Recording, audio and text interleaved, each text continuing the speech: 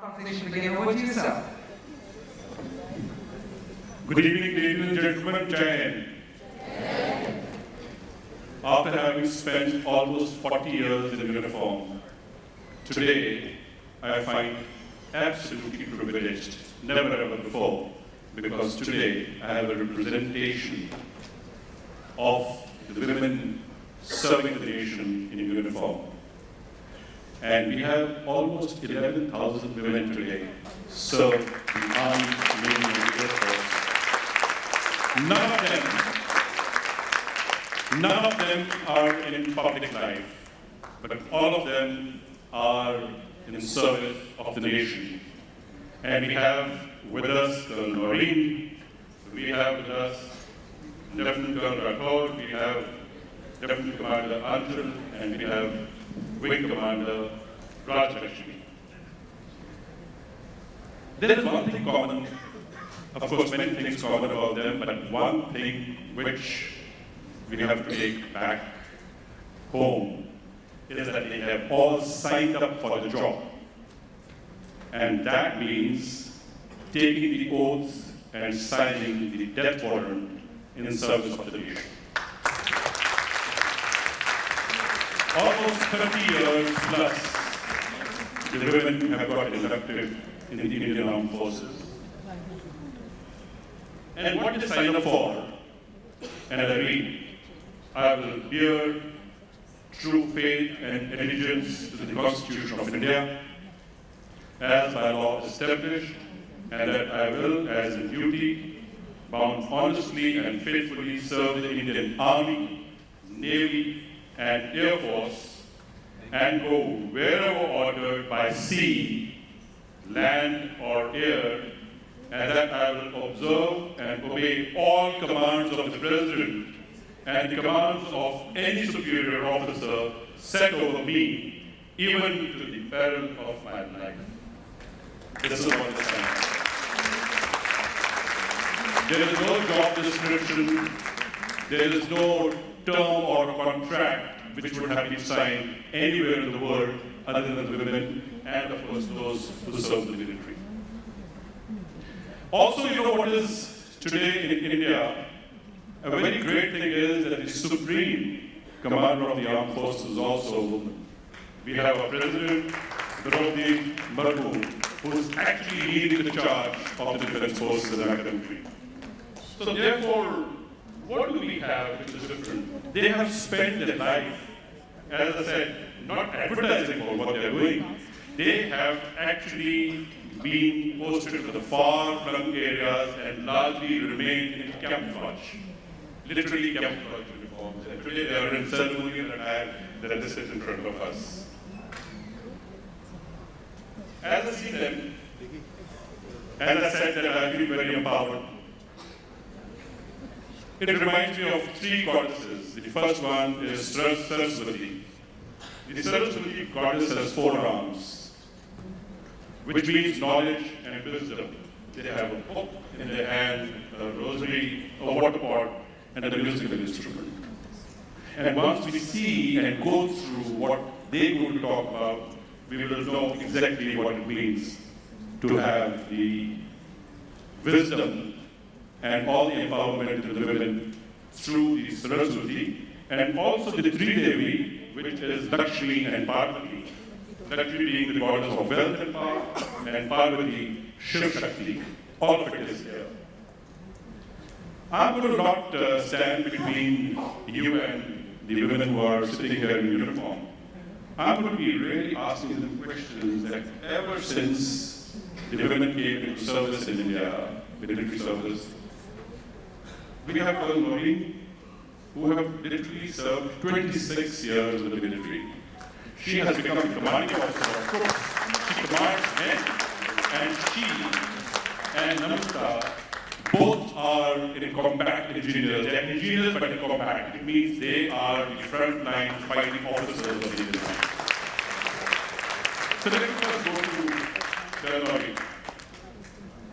You are among the first batch of the women officers in India, got promoted as permanent commissioned lady officer.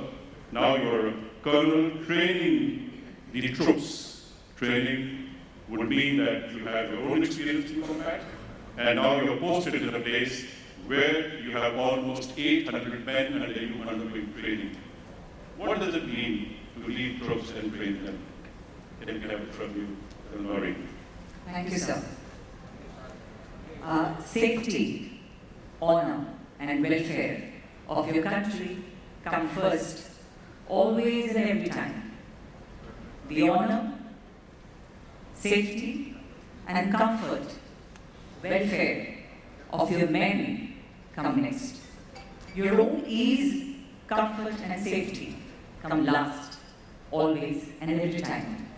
This, ladies and gentlemen, is the motto, called Childhood motto, that is ingrained into every young officer passing out from all the training academies of the Indian Army. Good evening to one and all, and I am deeply honored to be representing my organization before this August gathering. To answer your specific question, sir, to lead a unit is no different for a male or a female officer.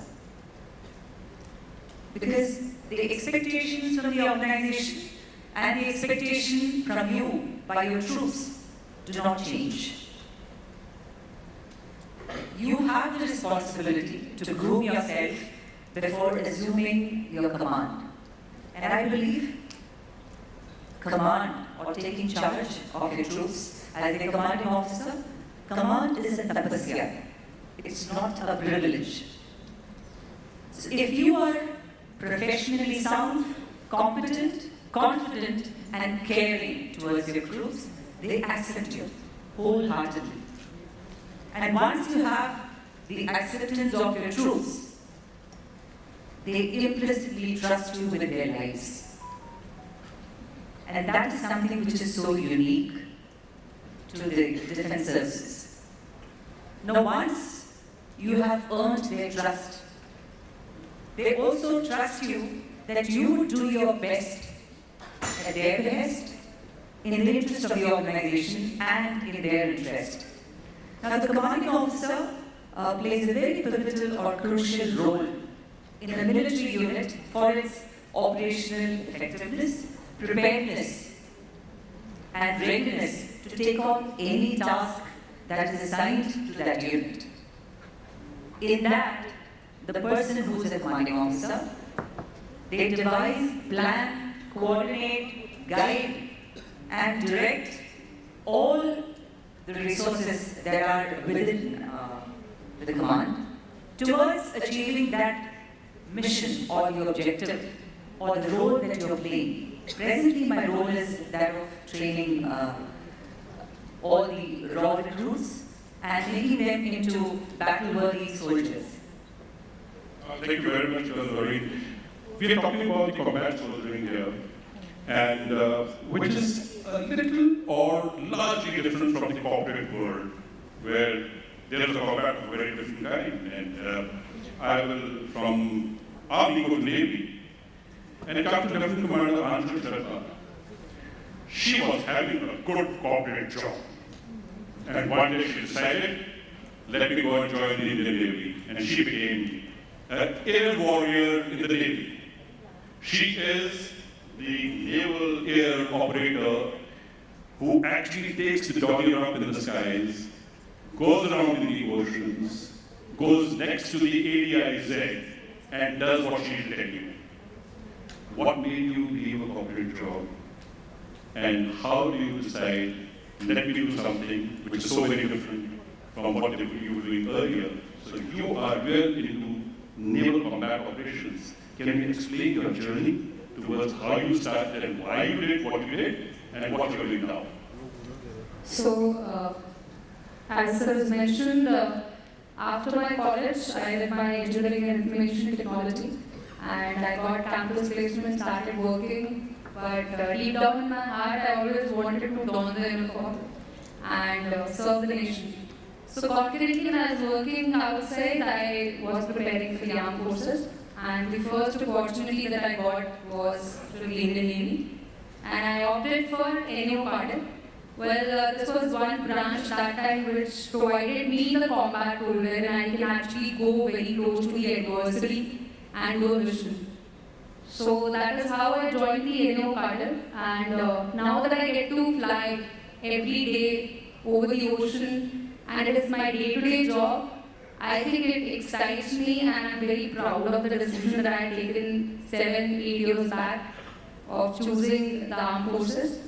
And not only that, the kind of trust and the responsibility that I get at this young age, where based on my input, the command decides to target.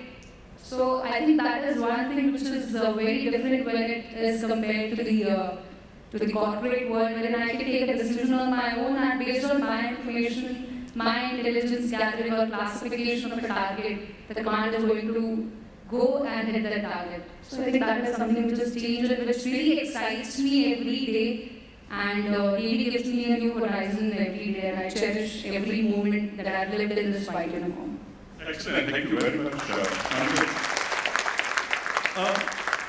I'm going to be asking you maybe later, you will tell about what is the border in the air and how you treat it, but we'll come to it a little later because we are into understanding the combat that the women are into. Colonel Noreen, of course, you are from combat engineers and so is Namrata, Principal Namrata Rathore. How do you think over years things have changed over 26 years? Has the armed forces changed or have the women taken different roles and largely there has been a transformation? So very quickly, I would want to go to Namrata after you tell me how you have seen things change over 26 years. So I've seen it for 26 years, but the first induction of women into the armed forces as officers happened in the year 1993. 1993 March, precisely 31 years ago, is when the first batch of women officers with a strength of 25 passed out and they were inducted into the services. That is the Army Service Corps, all the logistics, Army Service Corps, Army Ordnance Corps, the Judge Advocates General Branch, and the Army Education Corps. So later on, in the ensuing years, what happened was other services were also getting representation of the women officer cadre, which means they got into the intelligence corps as well as the electronics and mechanical engineers branch. Thereafter, the combat support arms, which is the corps of engineers and corps of signals, came into fray. Then thereafter, the other support arms like the Army Aviation and the Army Air Defense also had women in their cadre, women officers in their cadre. And now, most recently, you all must have heard in the news that the artillery has also got women officers. So this entire journey took 31 years. So there's lots that have changed, and the service conditions have been more inclusive. The organization has taken an inclusive stance by making a few changes in the policies so that more and more women get into the realm of donning uniform. Presently, we have about 50 vacancies in the batch. Now, these, I've been a selector in Services Selection Board, one of the Services Selection Boards, as a group testing officer. So, the kind of response that we see from the women candidates is enormous. It's overwhelming. And for a woman to get into the academy, the merit has to be very, very high because the vacancies are very less compared to what we have for our male counterparts. So things have evolved for the better. So, thank you very much for leading me on to Lieutenant Colonel Namrata Rathore. The word Namrata is a little soft. But have you ever come across a woman with steel in her? That's Namrata. We have the highest battlefield in the world. We have oceans. We are a coastal country and we have also a naval power. Namrata, can you please tell them which is the northernmost part of our country that you have been? Why did you go there? And where else have you been? You've been to all forward areas possible. Tell them what it takes to go where you went and the notes that you carried? Jai Hind everyone. Army has a very famous tagline. Do you have it in you? So if you have it in you, then there is no limit, physically as well as mentally, to the highest point where you can reach in your life. And for me, I have embarked my journey both physically and mentally beyond the limits when I have served or I have climbed the northernmost point of our country, that is Indra Call, which is at a height of 19,446 feet. And later on, challenging myself furthermore to see how far I can go, how far I can push myself physically and much more than physical, mentally, when I climbed Mount Everest, that is the highest peak in the world.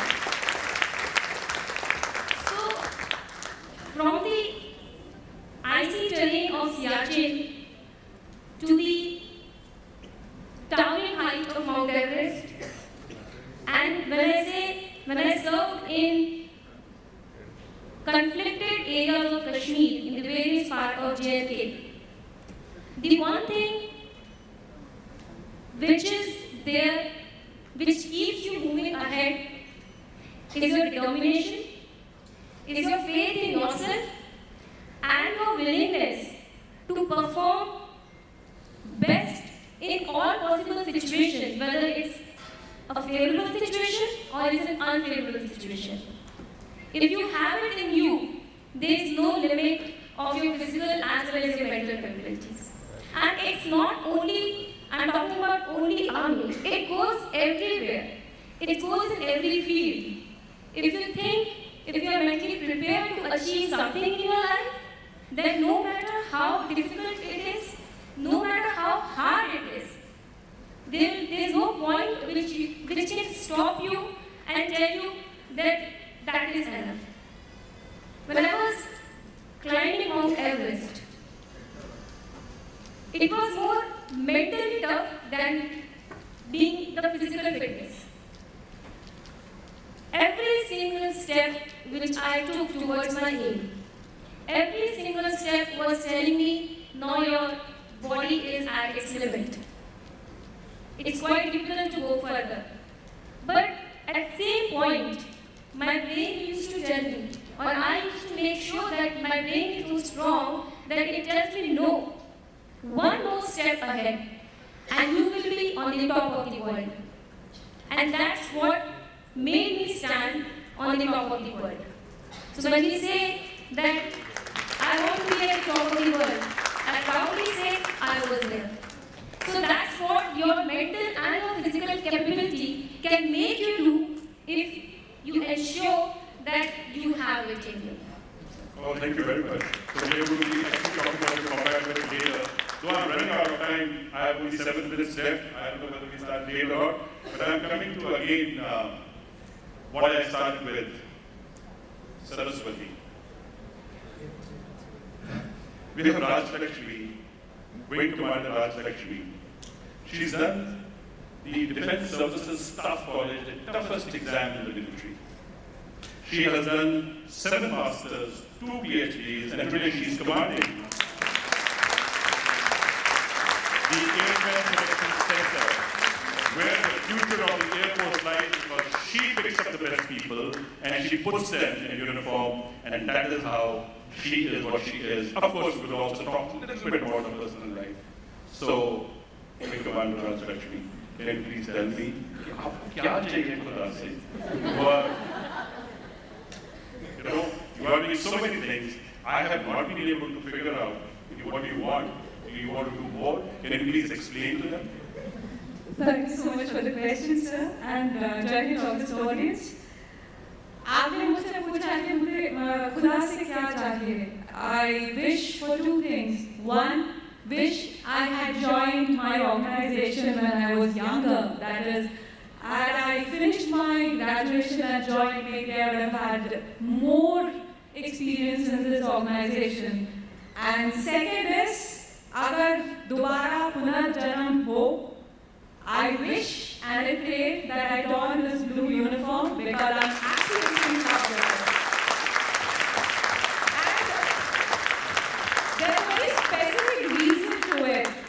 I love my uniform because it is my pride, my honor, my strength, and my peace. And the very fact that this uniform also gives me the confidence that we are all uniform as far as the Indian Air Force is concerned. And I'm very proud of the fact that my organization has opened up all its branches to every single deserving individual, despite whatever gender that individual belongs to, whichever state that individual belongs to, what the education qualifications are, it doesn't matter. If that particular air warrior, male or female, fulfills the qualification requirements, he or she is definitely there. So खुदा से बस यही दुआ है कि दोबारा फिर से मुझे इस ब्लू यूनिफॉर्म में जन्म लेने का मौका दे. Thank you. Aanchal, Sharma, you are sitting in an aircraft and you are trying to look for something which is called the ISR, and she is the one who will decide, friend or foe, and her decision, a ship can be targeted. She can look into the submarine, she can disturb the submarine, she can decide what to do on the borders in the air. Can you briefly tell them what is your role and responsibility and what do you do on the border in the air?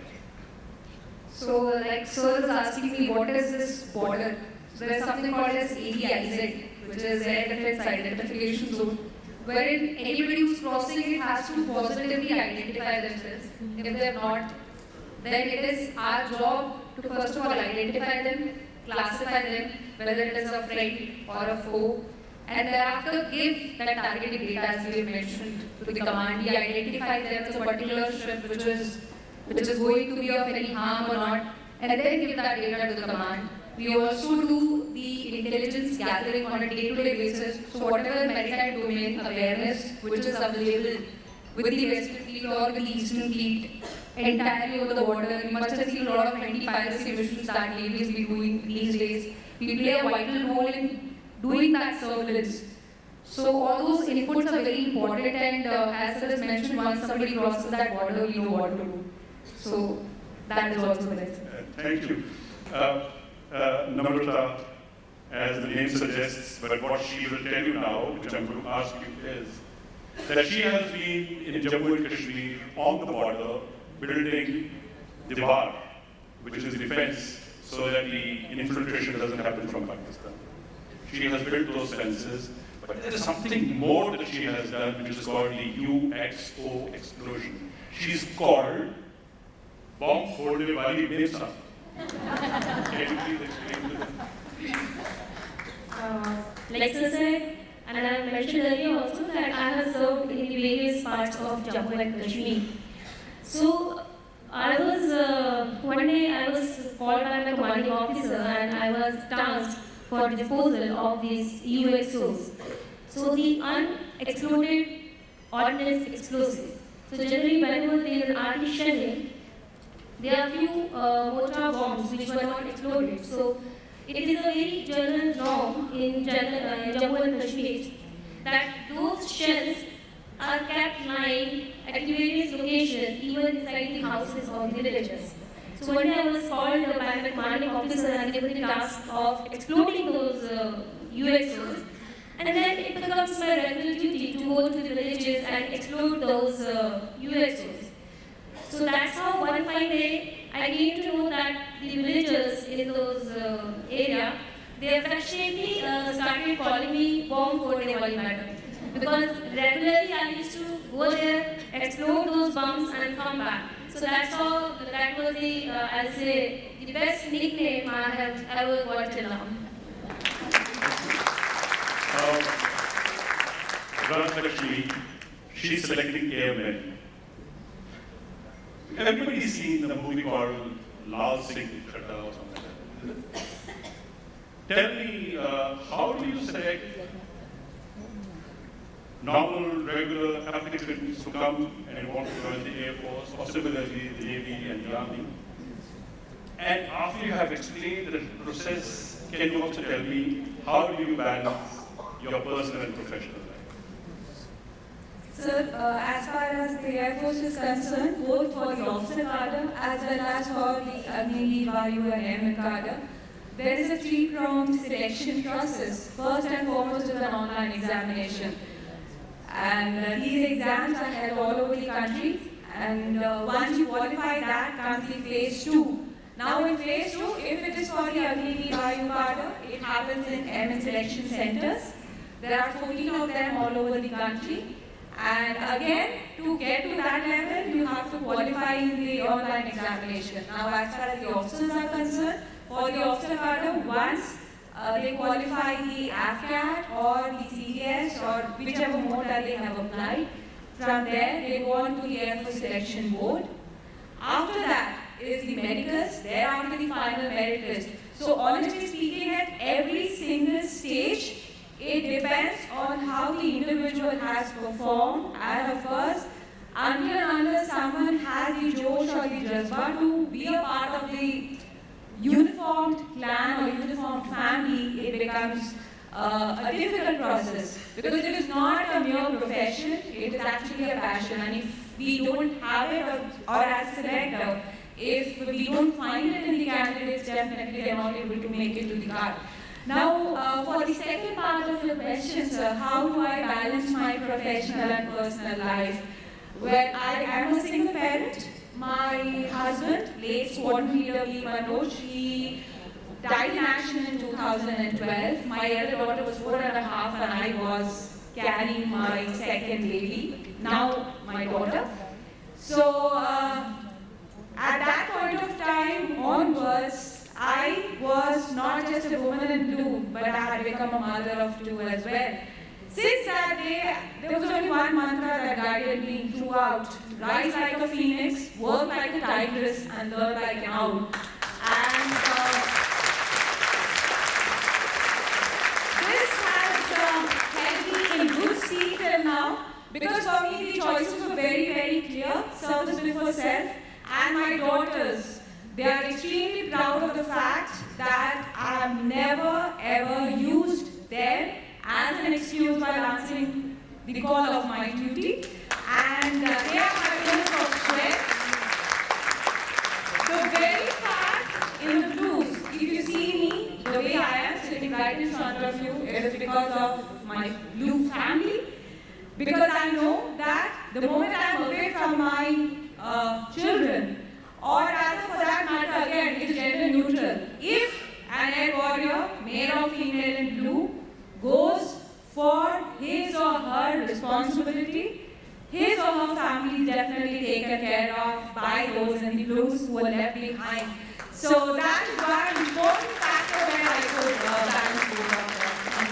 Thank you very much, ladies and gentlemen. We shot our time out by a minute. I'm very happy that I sat with women who has actually powered the army. There is nothing called women empowerment. It is empowerment by the women. And that is where we are. If I get an opportunity to go to war, I would want all 4 of them as part of my team. Thank you, ladies and gentlemen.